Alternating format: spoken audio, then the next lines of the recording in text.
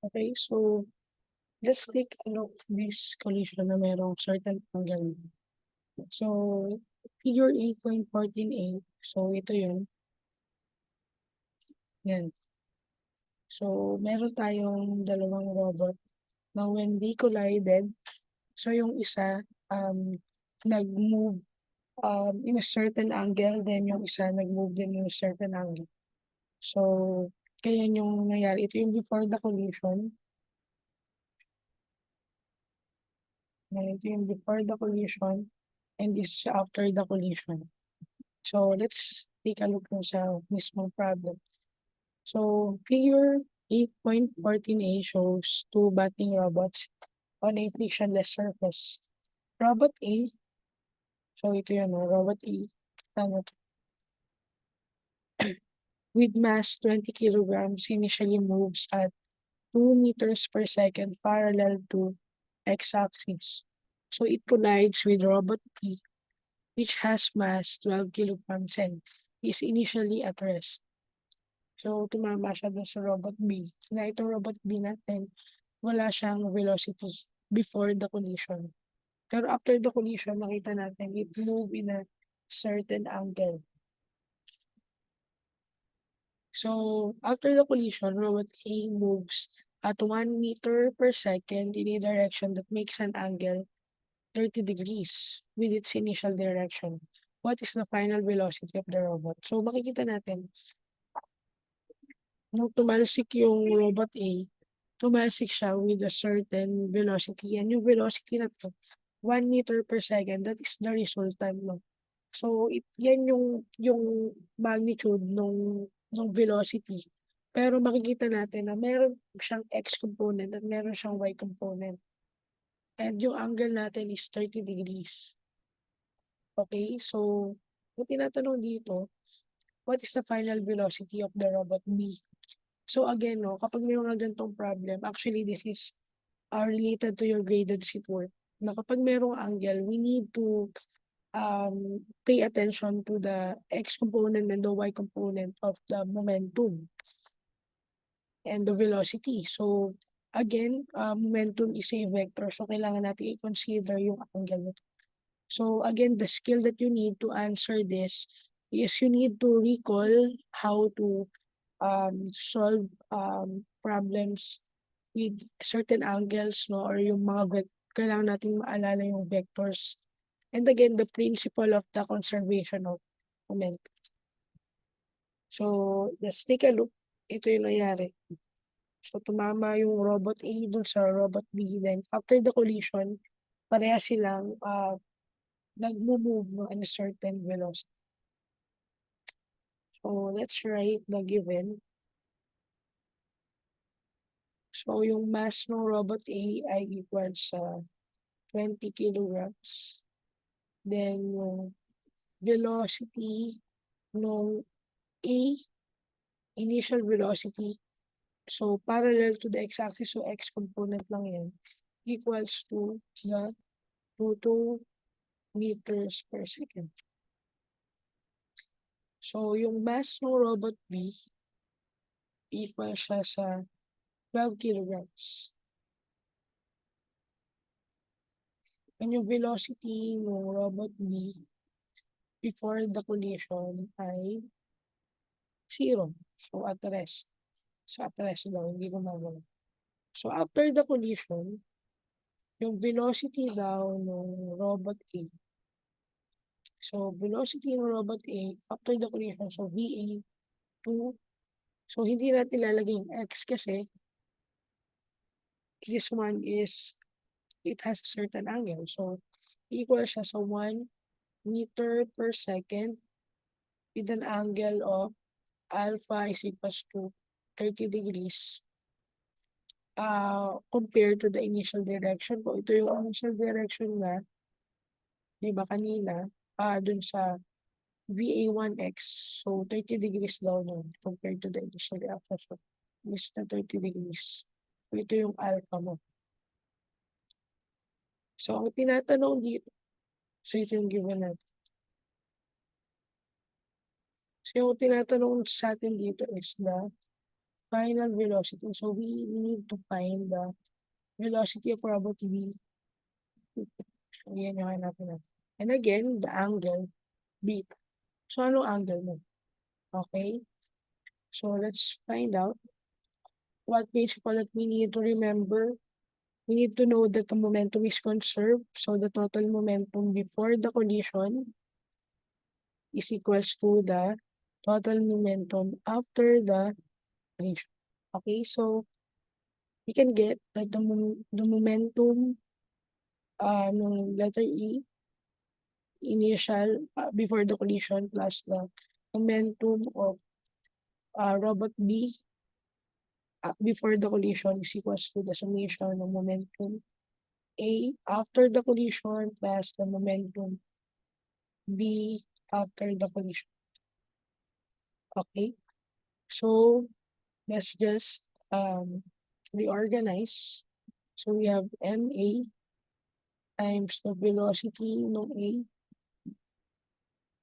before the collision. Again, bago ko malimutan pala, we need to identify the X and Y. So, yung total momentum sa X muna tayo. So, yung total momentum sa X ay equal sa total momentum after the collision sa X. Conserve yan. So, focus muna tayo sa X component. No? So, we have PE1X plus PE1X. So, X component na tayo. Is equals to PE2X plus PB2X.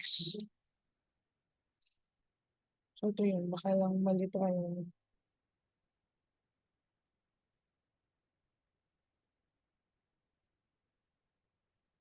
Okay, so let's find out. So, we have MA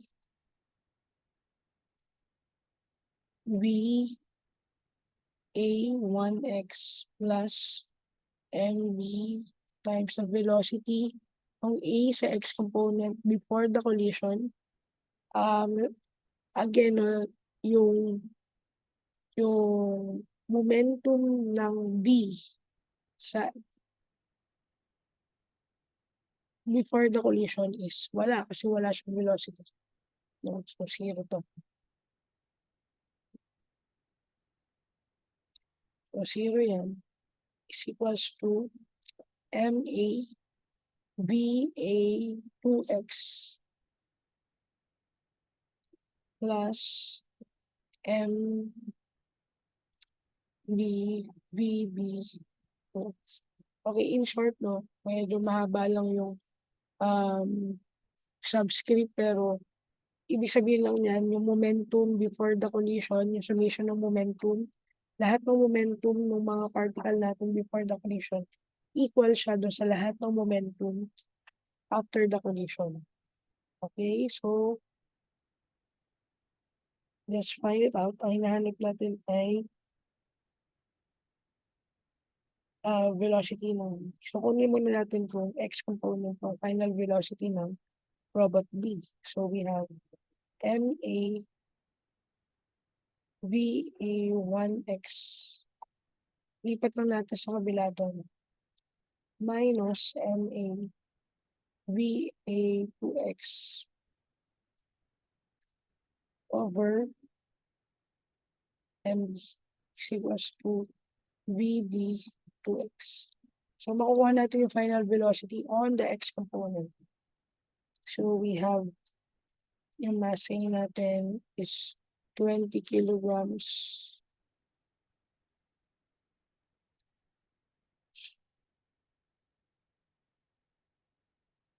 times 22 meters per second minus mass ng 12 kilograms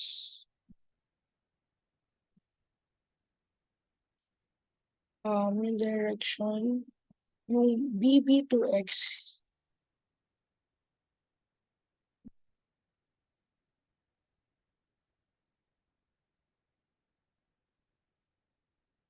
MA pa pala yun, MA2x. So, hindi pa natin to alam. So, kailangan natin kunin yung velocity ng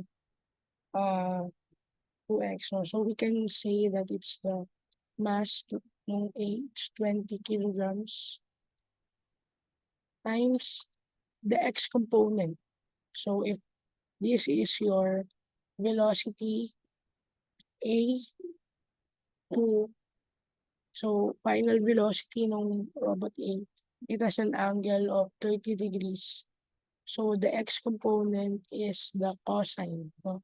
And the y component is the sine. So, this is the VA2x is equals to VA2 cosine 30 degrees.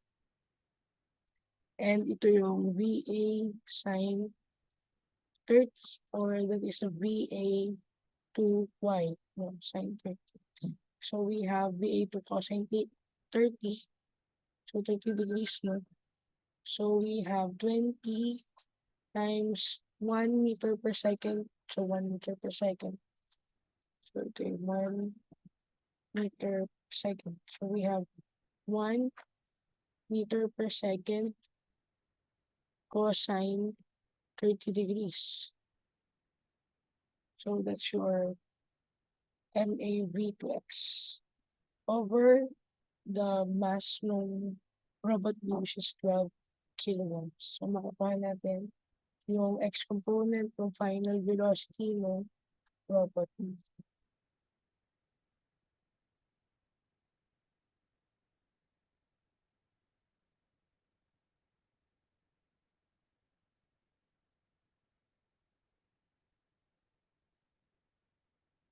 So, we have 1.80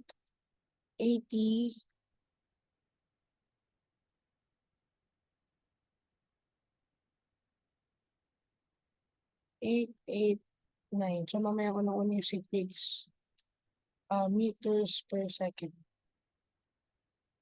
So, nakuha natin yung x component, kunin natin yung y component. Just the same on how we get the x component. So, we have the initial momentum on the y, summation of the momentum on the y component is equal to summation of momentum after the collision sa y component. So, we have P1y plus P2y, A to A and B. Lagyan yung notation. So, we have the momentum of A sa y component isa before the collision plus yung momentum sa B before the collision is equals to sa momentum ng A after the collision. So, y component tayo dito, no, plus yung momentum ng robot B after the collision. So, again, no, this one, at rest, di ba? Yung robot B natin before the collision. So, wala tayong momentum. So, again, yung momentum natin dito, wala tayong y component, di ba? Yung Vy is equals to 0 dahil x component lang. So, wala din tayong momentum on the y before the collision. So, this is 0. So, therefore, yung momentum natin, total momentum sa y component before the collision is 0. So, therefore, the total momentum after the collision sa y component is 0. So, it will be equal to 0. So, you can get PA2y is equal to negative PB2y. So, let's get MA velocity ng robot A sa y component after the collision. So, VA2y is equals to the negative value of the mass of the robot B times the velocity ng robot B after the collision. So, ito yung hanapin natin, no? Yung y component ng robot B after the collision. So, we have VB to Y is equals to MA times VA to Y over negative mass ng B. So again, yung VA to Y is the sign component of the final velocity of robot A. So meron tayong yung mass ng A is 20 kilograms times the velocity is 1 meter per second sine 30 degrees over negative 12 kilograms. So we can get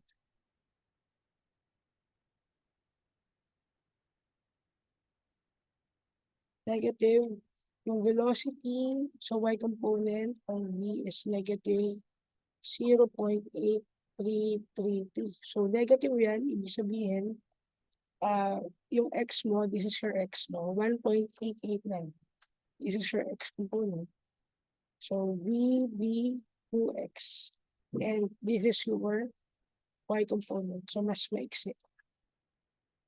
So almost kalahati lang. And so that is your VB21. So what's the resultant? So again, this is your resultant, no? So this is your VB2. Again, remember how to get the resultant or how to get the x component and the y component. So paano natin makukuha yung resultant?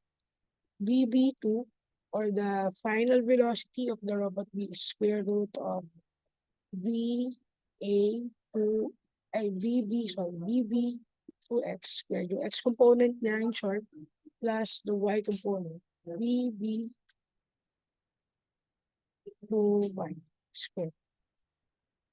So makukuha natin yung magnitude to square root of 1.889 squared plus 0.8 negative 0.833 squared. So we have 2.06 meters per second. So anong direction? So ano natin to, ito yung ano na, pero ano yung beta? So kagaya nito, ano yung beta mo? Ano yung angle to?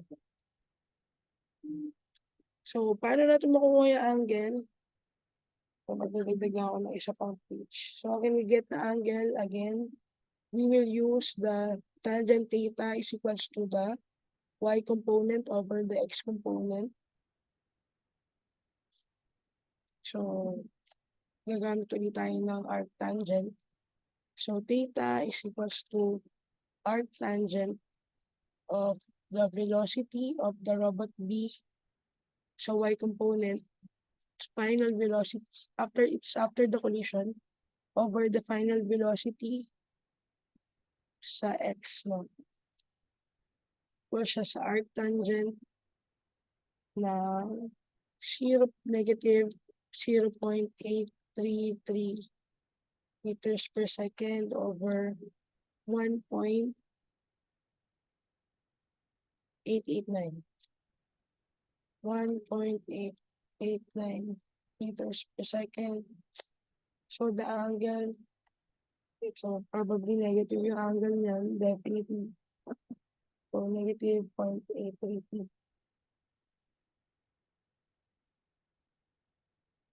So we have negative 23.7960. So this negative indicates that that is clockwise, no? Coming from the positive x.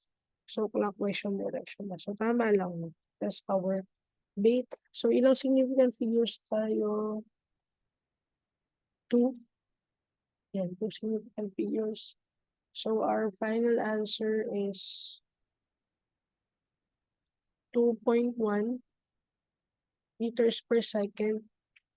And so yung final answer natin, velocity ng robot B is 2.1 meters per second with an angle of negative 24 degrees. So, kapag may angle na related, again, recall, no, dun sa discussion natin regarding vectors, you need to deal with the x component first, then the y component, then get the result out. You cannot solve that na pagsasama-samahin yung x and y. Okay? So, again, no, makikita natin that the velocity here, we have 2.1 meters per second, but the angle now is negative 24 degrees. Okay? So, that's the last sample problem. So, make sure you answer the graded sequence.